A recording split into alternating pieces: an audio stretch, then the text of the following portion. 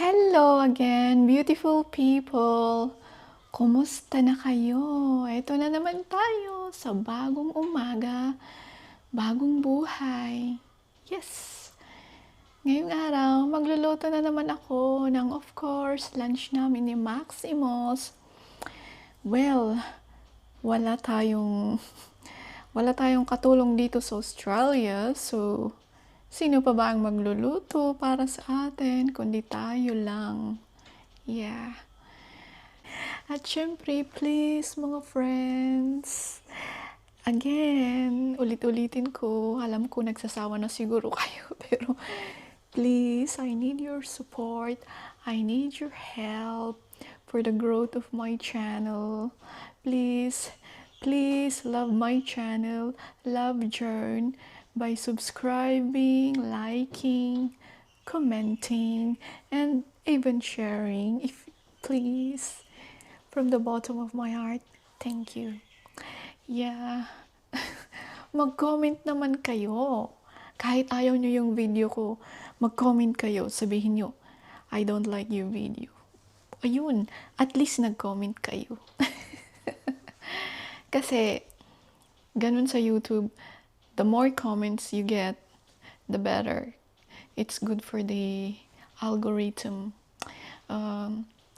Yeah, and the more likes. So please, click the buttons and then type your opinions. Have your say. Anything. Any comments are highly appreciated.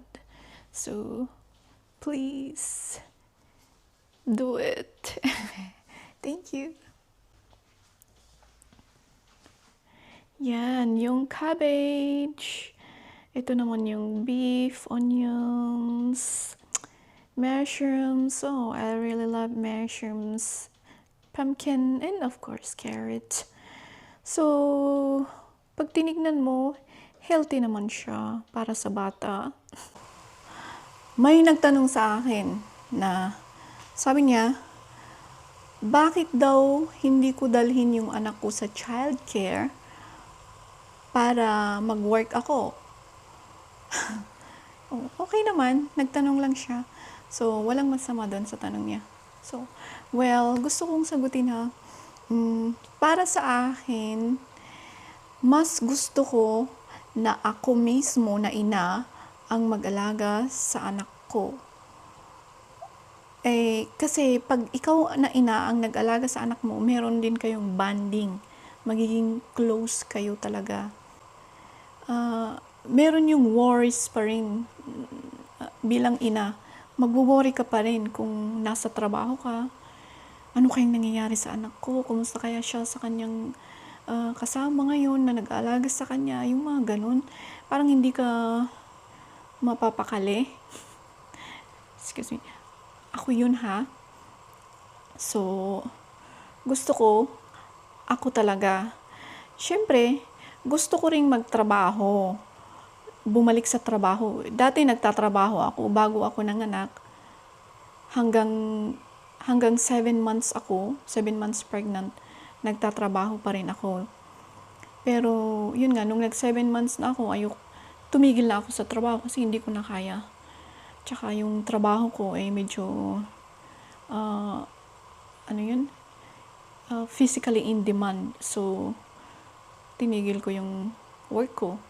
Hanggang ngayon, hindi na ako bumalik sa work dahil eto na nga, 17 months old na yung anak ko.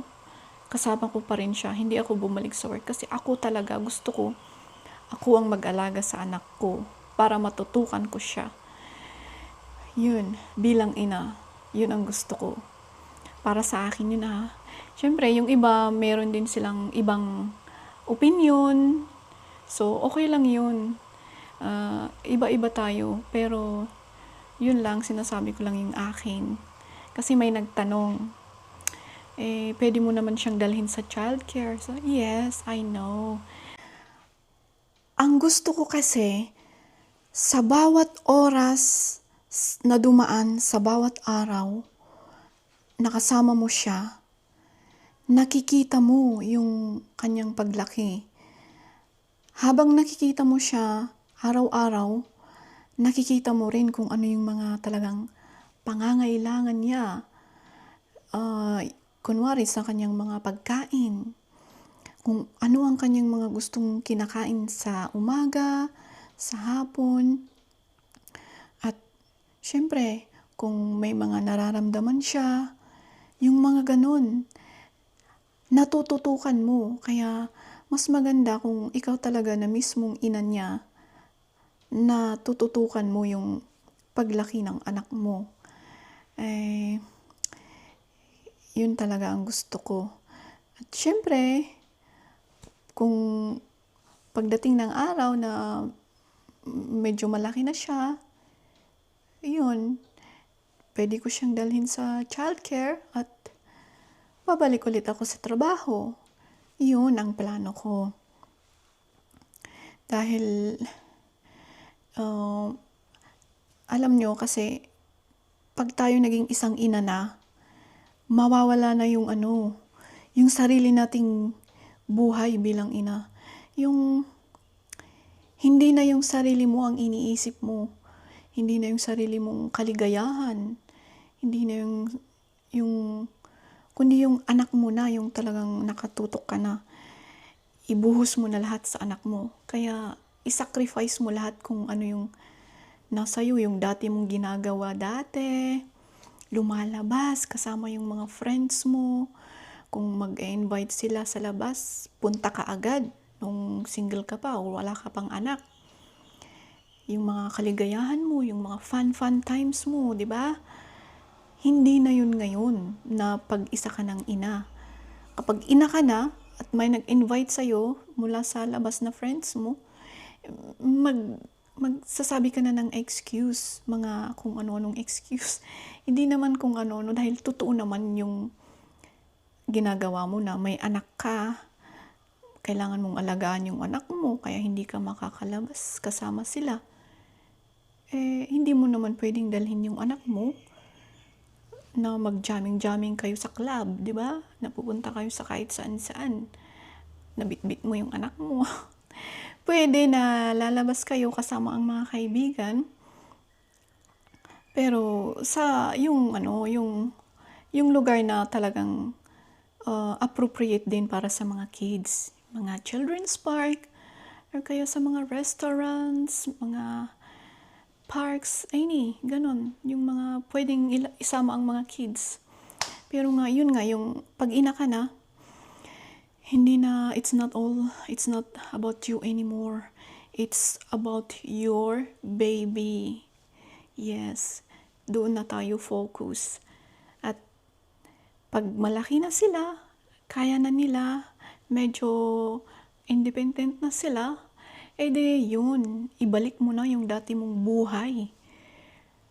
Para ka nang nakalaya sa kulungan na you're free na. Pwede ka nang mag-jamming ulit, kasama yung mga friends mo, ayan. Yun ay pag grown up na yung mga kids mo. At ilan na yun, ilang taon ka na that time, pagdating nung time.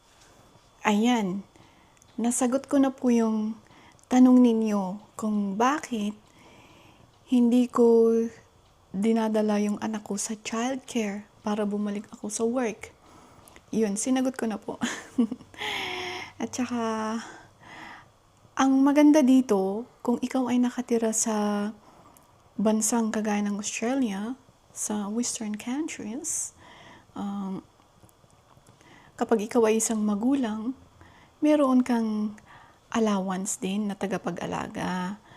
So, inaalagaan mo yung sarili mong anak, may allowance ka pa. So, bakit hindi mo gamitin yung benefits na yun? Tsansahan mo na. It's your chance to use that benefits habang maliit pa yung baby mo. Kasi kung malaki na yung baby mo, titigil na yung allowance kasi hanggang 18 sila magre-receive ng allowance. At ikaw rin, titigil din sa'yo yung allowance mo bilang taga-alaga niya. So, why not? Andyan na nga ino-offer na sa'yo. So, bakit? It's a blessing. So, why not? Bakit hindi mo tanggapin? So, yun. Ang maganda, nakakabanding mo pa yung sarili mong anak.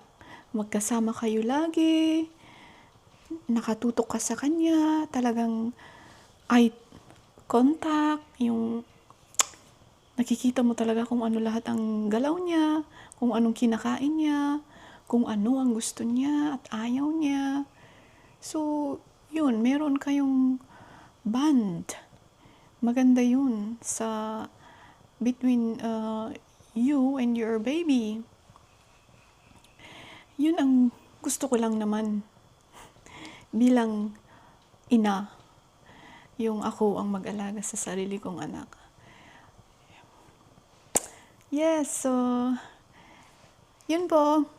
Ayan, malapit nang maluto ang niluluto natin. So, kukunin ko si Maximus at kakain kami. Yes. Come on.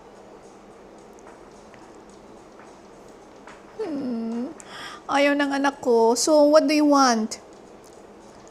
What do you want? You want me to cook dumplings for you? Yeah, he loves dumplings. Or, what's that? Nuggets. Chicken nuggets. Alright, I will cook then. What about this? Try this one more time.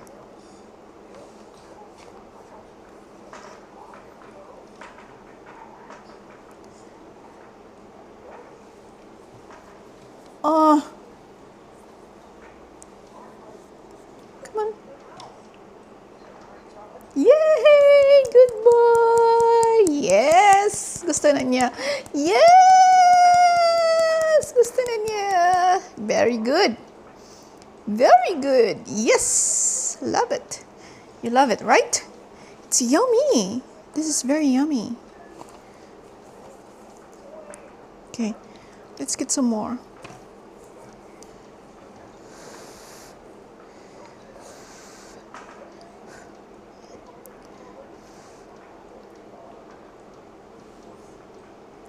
Ayan, kailangan laruin siya kasi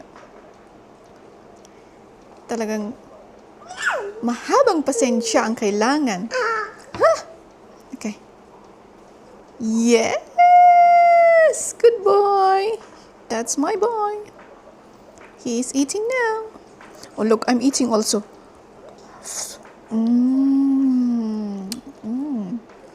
Delicious.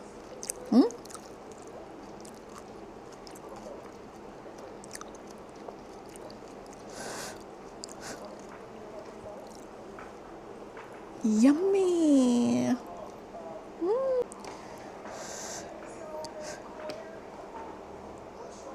Yummy. Yes, kumakain siya. Ay, kailangan talaga mahaba ang pasensya mo pag ikaw ang nagpapakain sa bata. Kailangan talagang mahaba ang pasensya mo kapag ikaw ay nagpapakain sa bata. I-try mo ng hanggang 10 beses. Kasi kung 1 beses, 2 beses at ayaw na niya, ay susuko ka na rin, wala na. Mag-away kayong dalawa. So, kailangan try ng maraming beses.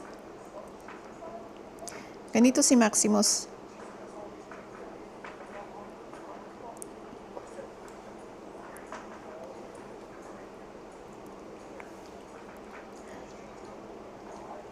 Kung minsan yung ibang food, kagaya ng nuggets, chicken nuggets, madali lang. Pag ibinigay mo sa kanya, subo niya agad. Talagang gustong-gusto niya yun. Pero yung ibang food, kailangan mo pang habain ang pasensya mo.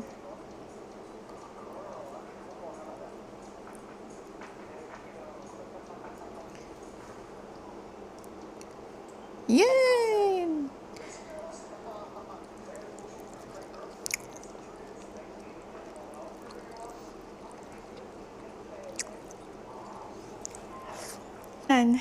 Tapos na po ang kainan.